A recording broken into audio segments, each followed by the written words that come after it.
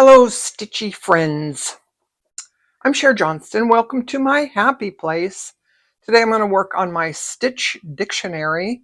We're almost done with this, but I have plenty of ideas for more stuff.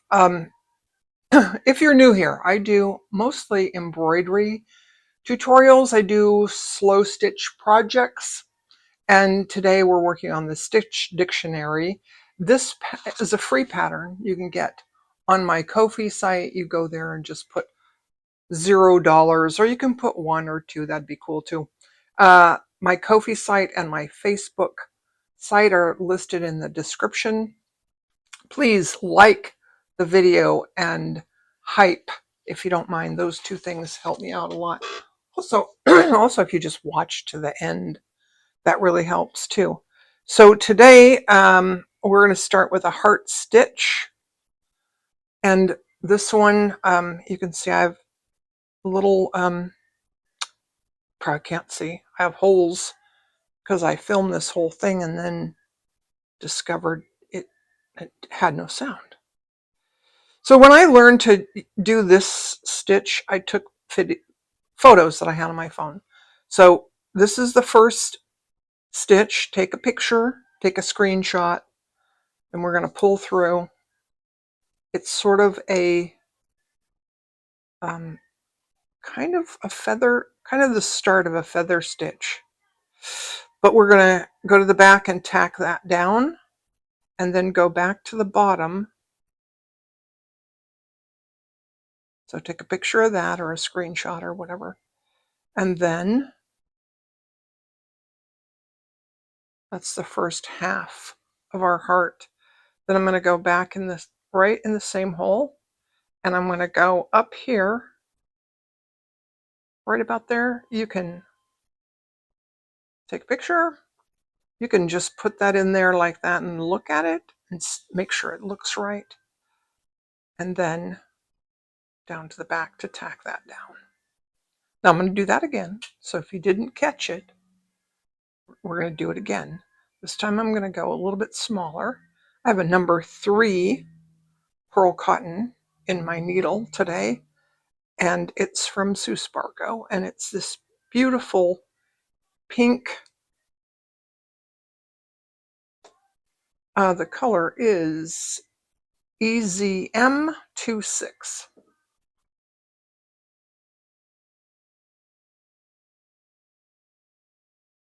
I really like it, but I love pink. Pink's my favorite color. I like pink and green. All right, so there's the second stitch. And then go right back in the center of that heart and up there.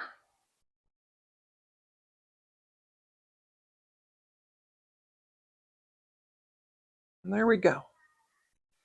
So now I have a dot grid that I sometimes use. And if you have your dot grids, it's the, so this is the diamond dot grid. This is from the Geometry of Hand Sewing. And these are stitching cards that are in the back. That's where the stitch comes from.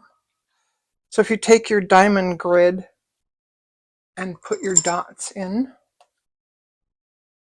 and I think you only need 1 here, 1 there, and 2 there. Let's do a smaller one.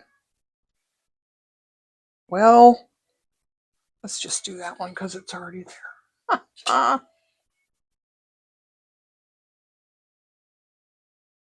If you like the perfect little stitches like me, I used dot grids all the time in the beginning, and then I kind of got a feel for how the stitches work, and I could more easily do them without the dot grids. I often use the dot grids still because I do like my perfect little stitches. A lot of people online who stitch just embrace the wonky, and that's fine. You can do that if you like. It's not, that's not me. I try to. Sometimes things go a little wonky and I say, okay, let's just deal with that. All right. Like that one's a little bit wonky. It's fine. Okay, I'm going to end this off, get more thread. Okay, next we're going to move on to the needle woven Picot. So in her book, in Sharon Boggan's book, there are lots and lots of variations of herringbone. I, however, am not going to put those in my book. There's, laced and threaded and double, and if you want to put those in your book, you should do that. But I'm not gonna. So the needle woven Picot goes like this. I'm going to put a pin in here, and it's going to go down. I put my threads in first because I want this thread in the middle to go in the middle. And if your pin's already there, it's kind of hard to get the pin in the middle. So now I'm going to pull that around a little bit. Then I'm going to go up and around that pin. Then I'm going to start weaving. I have a tapestry needle. You can do this with the eye end of your needle if you don't have a tapestry needle. And you go over, under, over, and then pull through. Whoops.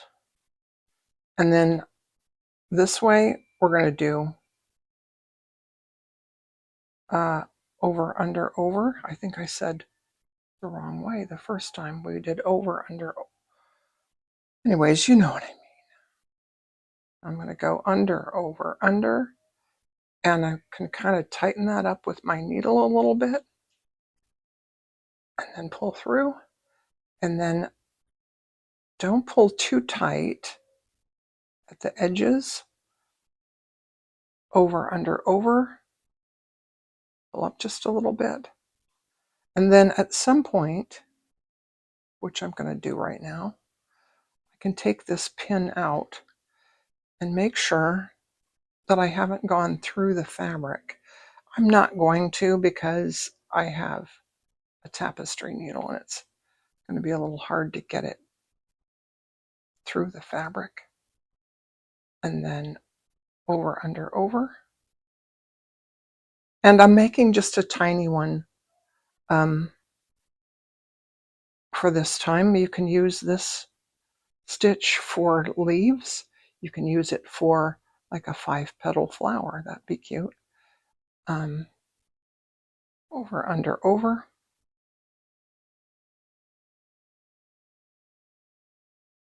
Under, over, under.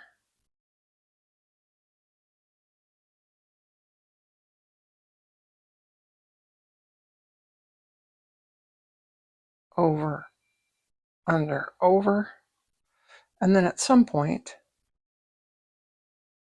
and I'm going to do that right now, I'm going to go under this one, and I'm going to go back through the fabric there in the back of this to end off.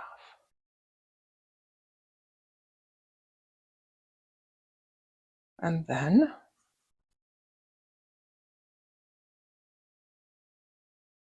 you can kind of mess with the threads a little bit.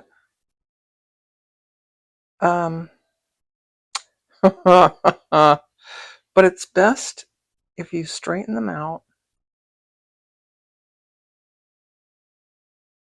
while you're as you're going. I think I had it straight and then messed it up. There we go. All right.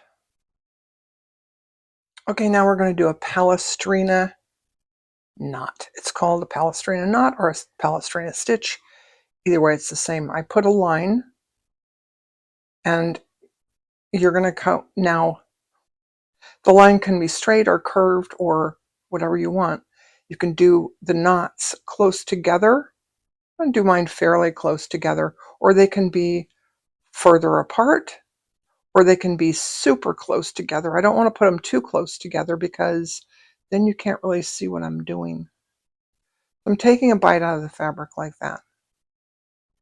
I think in her book, again, she does it this way. If you like that way, that's fine.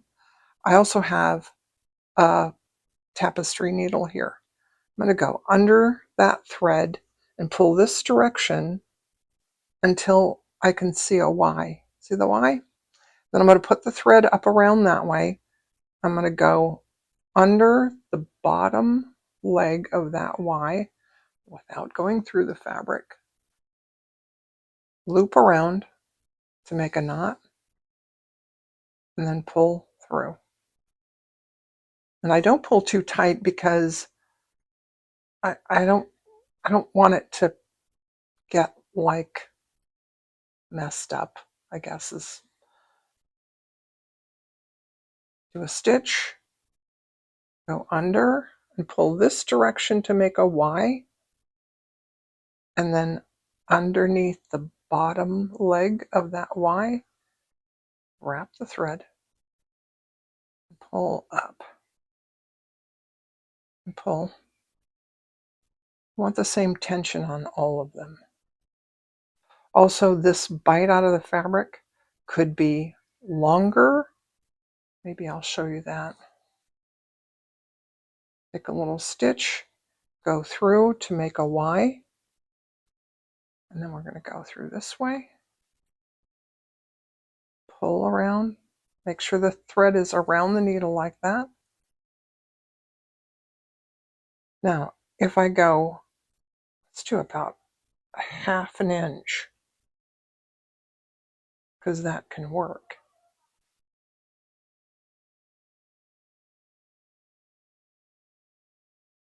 There's our stitch. Go under the stitch and make a Y,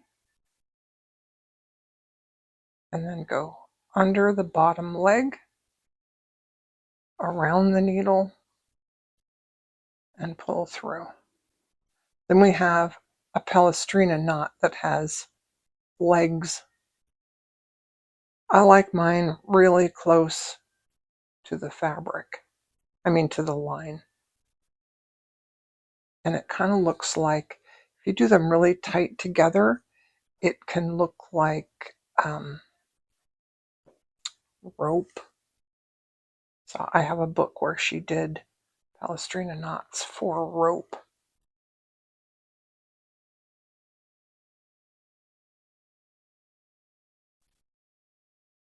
And that's the Palestrina knot.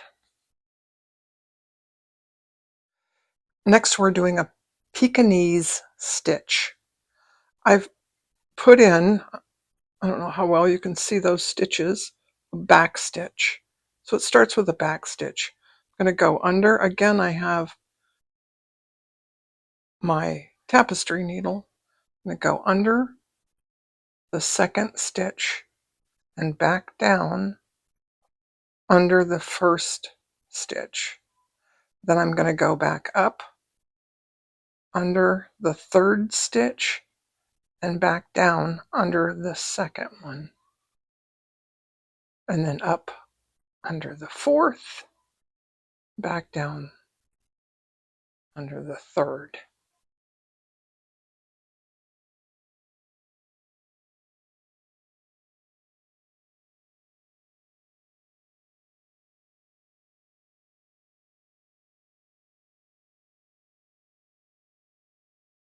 Let's do one more.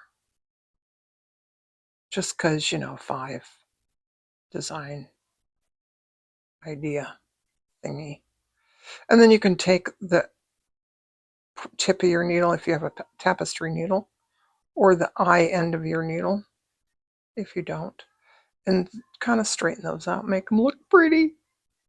Then we're going to do a chained Pekinese stitch. Let me just go get some thread.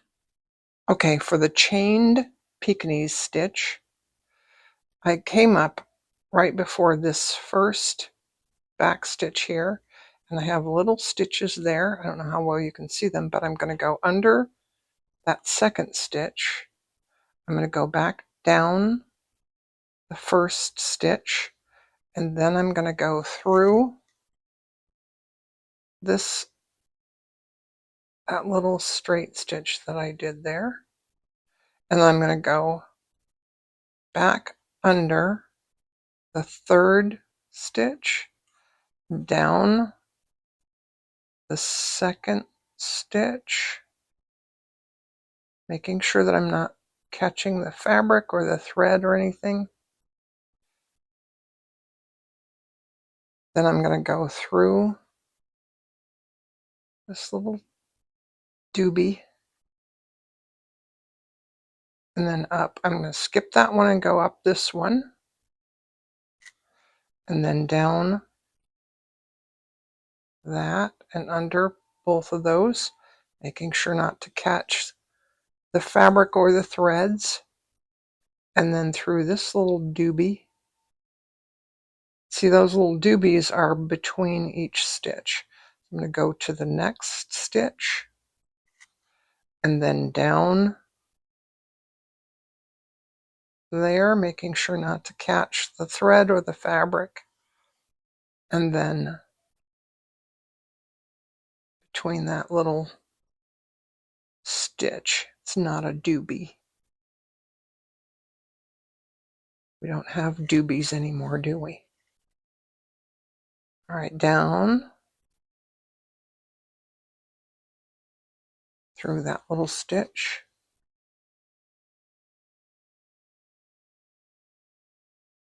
up the next stitch, back down this stitch, making sure not to catch the thread or the fabrics, and back up that stitch down to the back and end off. Next, we're doing a pistol stitch, and I have my pink thread again. I'm going to come up from the back, and then I'm going to wrap like 2 or 3 times. Let's just wrap twice, like we're doing a French knot. I'm going to come, insert the needle, and then hold that thread, hold the thread, and pull through. So it's like a straight stitch with a little, let's make it look like a little bit of a flower, huh? It's like a straight stitch with a French knot at the end. That's actually exactly what it is. Our straight stitch. Tighten down that French knot. And there we go. Let's do one more. Let's do one this direction.